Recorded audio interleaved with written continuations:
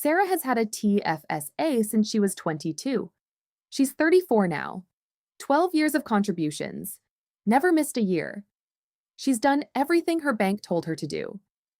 Last month, she logged in to check her balance. $31,400. She felt pretty good about that. Until her coworker, same age, same salary, same city, casually mentioned his TFSA balance at lunch. $214,000, same account, same contribution room, 12 years apart in results. Sarah nearly choked on her sandwich. Here's what happened. Sarah's TFSA is sitting in a high-interest savings account at her bank, earning 3.5% interest. Her coworker's TFSA holds a single low-cost index ETF that has been compounding at an average of 10% per year for over a decade. Same government account, same tax-free rules, completely different outcomes. The TFSA is the most powerful investment account the Canadian government has ever created. But right now, millions of Canadians are using it like a glorified piggy bank, and their bank is perfectly happy to let them keep doing exactly that. Today we fixed that. Here's what we're covering.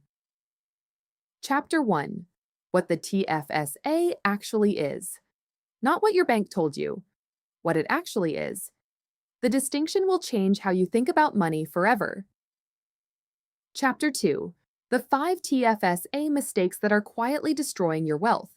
Mistake number 4 is the one almost nobody talks about, and it costs Canadians billions every year. Chapter 3. What you should actually be holding inside your TFSA. The account is just a container. What you put inside it is everything. Chapter 4. The contribution room rules. Because one wrong move here and the CRA sends you a penalty letter that ruins your month. Chapter 5. The TFSA Wealth Ladder. A step-by-step system from zero to a fully optimized account, no matter where you're starting from. And Chapter 6. The one I've been saving, the TFSA Millionaire Blueprint. The exact math that shows how a regular Canadian on a regular salary can build $1 million tax-free portfolio. No inheritance, no windfall, just the account your bank never explained to you. I'm Grace from Money Glow Up. This is education, not financial advice. Talk to a professional before making any moves. Cool, let's get into it. Let's start from scratch. Because I guarantee your bank explained this wrong. When most Canadians hear tax-free savings account, they hear the word savings and they stop listening. They picture a savings account with a slightly better interest rate. They open one at their bank, park some cash in it, and call themselves investors. That is not what a TFSA is. A TFSA is a tax shelter. It is a legal container that the Canadian government created in 2009 that makes everything inside it completely invisible to the CRA. Let me say that again. Everything inside your TFSA, every dollar of growth, every dividend payment, every capital gain, is 100% tax-free. Not tax-deferred like an RRSP, tax-free. Permanently. Forever. Here is why that distinction is enormous. In a regular, non-registered investment account, every time your investments earn money, CRA wants a cut. Dividends get taxed as income. Capital gains get partially taxed. Interest income gets fully taxed. Every year. Year after year. Compounding on a smaller and smaller base because the government keeps skimming off the top. In your TFSA? Nothing. CRA cannot touch it. Not when it grows. Not when you withdraw. Not ever. Think of it this way. Imagine 2 identical apple trees. Both grow at exactly the same rate. But every autumn, a tax collector comes and takes 40% of the apples from the first tree before you can pick them. The second tree? The tax collector walks right past it. Don't even look at it. After 30 years, which tree has more apples? That second tree is your TFSA. And right now, Sarah has been growing apples at 3.5% a year inside a tax shelter, while paying her bank to hold them there. when she could be growing them at 10% and keeping every single one.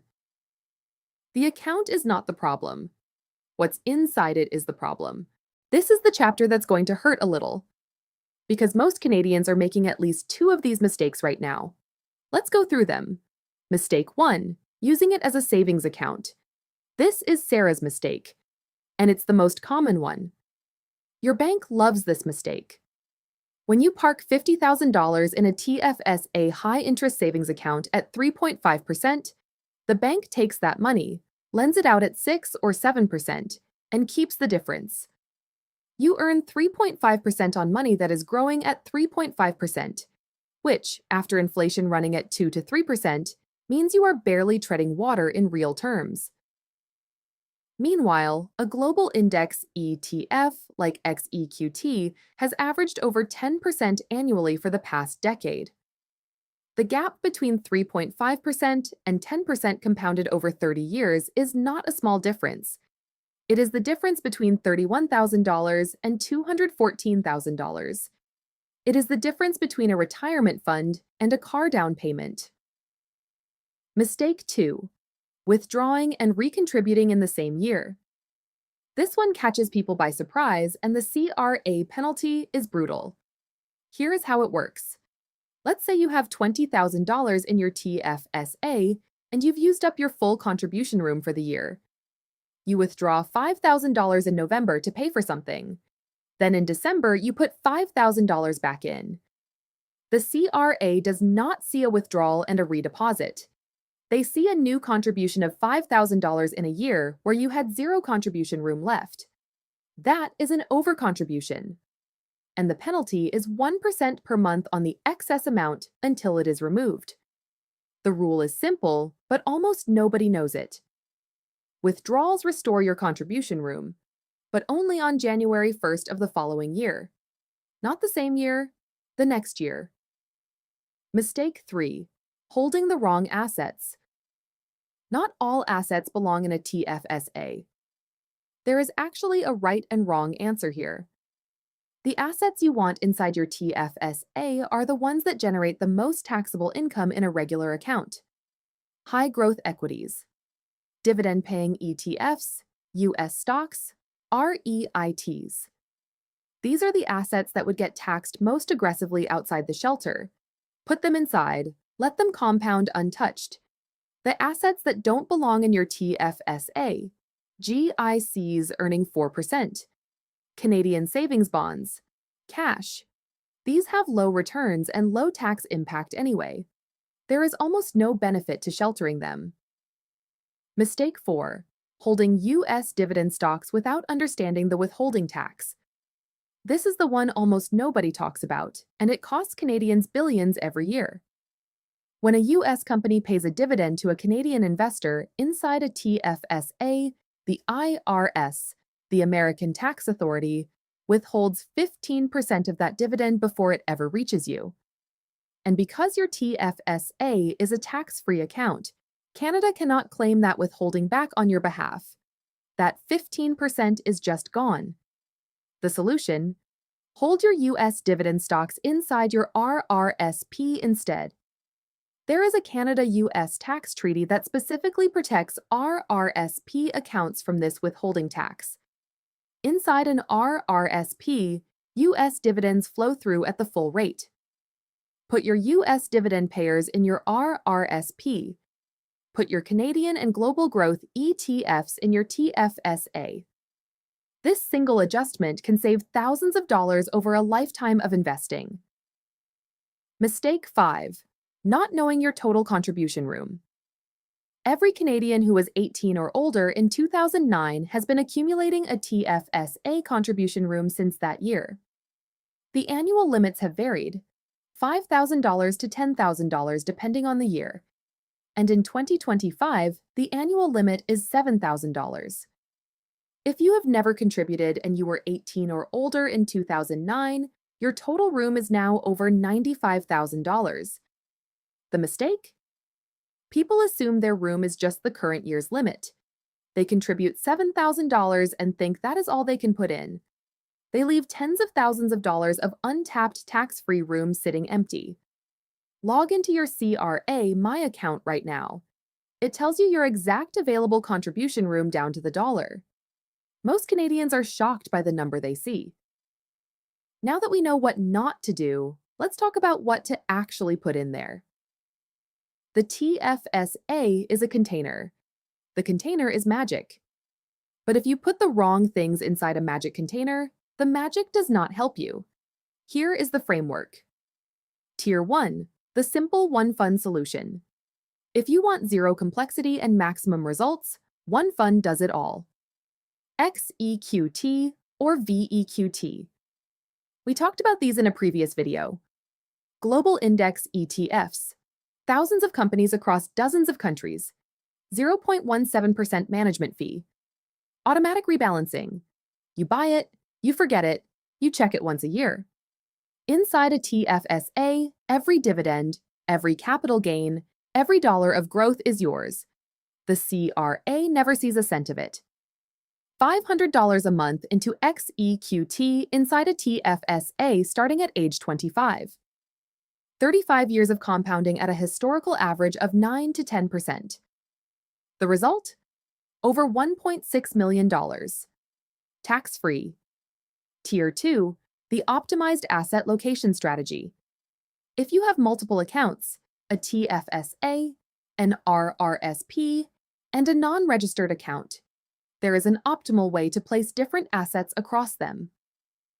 Rule 1. High-growth equities belong in your TFSA. Maximum growth, maximum tax sheltering, zero tax on gains. Rule 2. U.S. dividend stocks belong in your RRSP because of the withholding tax treaty we just discussed. Rule 3.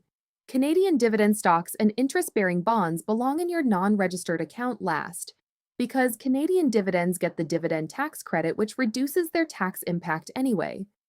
This is called asset location. It is one of the most underused strategies in Canadian personal finance, and it requires zero extra money, just smarter placement of what you already own.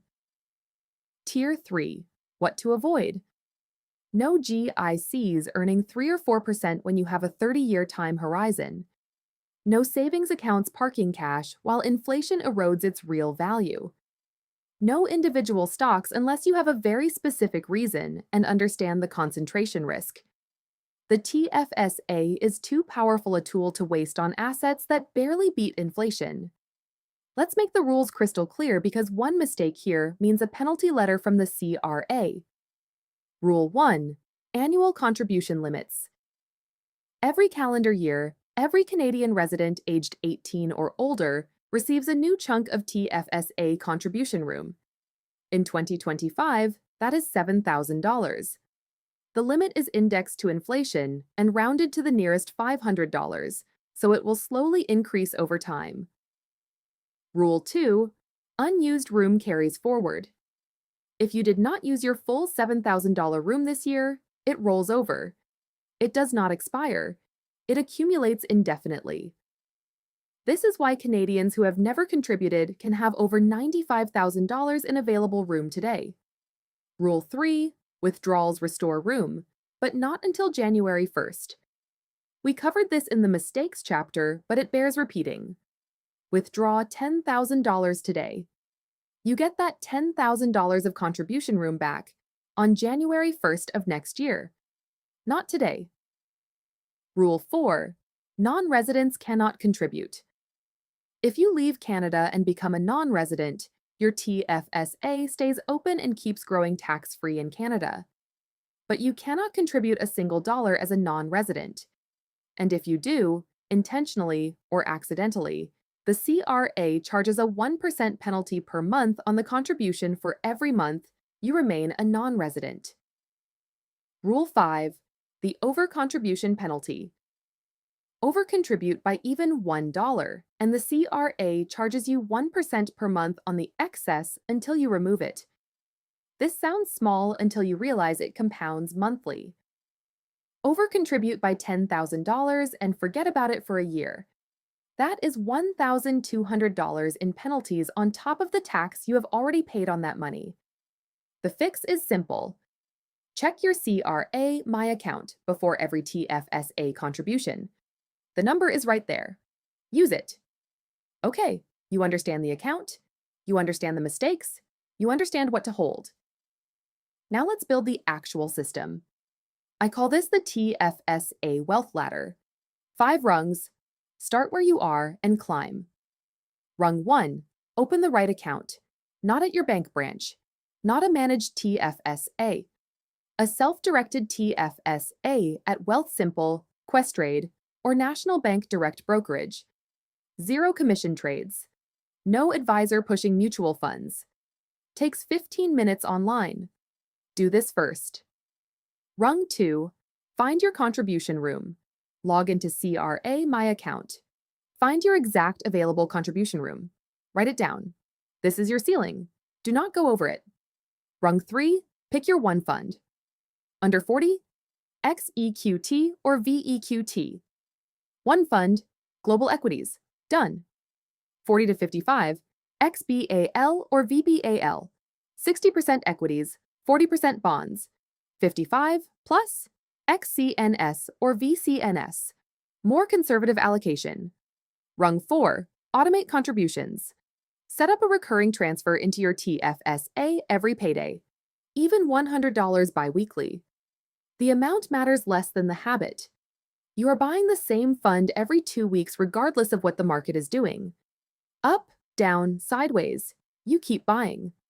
This is dollar cost averaging, and it is the single most consistent wealth-building behavior available to regular Canadians. Rung 5. Never stop. Market drops 20%? You keep buying. Interest rates spike? You keep buying. Your coworker tells you about a hot stock tip? You keep buying your boring index fund. Wealth is not built in exciting moments. It is built in the boring ones. Every quiet payday transfer, every ignored market headline, every year of uninterrupted compounding. This is the chapter I have been building toward. And I want to be very precise with the numbers because this is not a fantasy. This is math. Can a regular Canadian on a regular salary build $1 million inside a TFSA? Yes. Here is exactly how. The inputs. Age, 25. Starting balance, $0. Annual contribution, $7,000. That is $583 per month. Investment, XEQT. Historical average return approximately 9.5% per year. Account, TFSA, 0 tax on growth, 0 tax on withdrawal. The math, age 25 to 35, 10 years of contributions. Total invested, $70,000.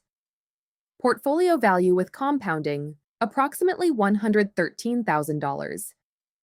Age 35 to 45, another decade. Total invested, $140,000. Portfolio value, approximately $295,000. Age 45 to 55. The compounding starts to get serious. Total invested, $210,000. Portfolio value, approximately $620,000. Age 55 to 60, just 5 more years. Total invested, $245,000.